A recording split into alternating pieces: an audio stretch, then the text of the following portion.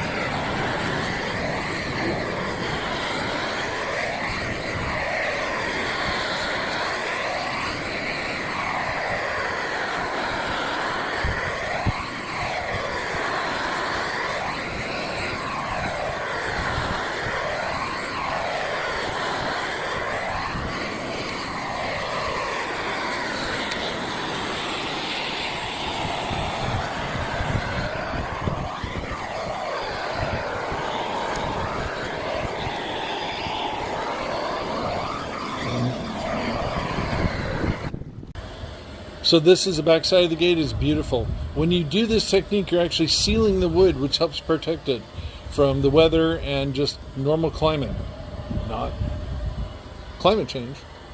So this is the first gate we did, but you can see it's beautiful. So all these gates are protected, front and back,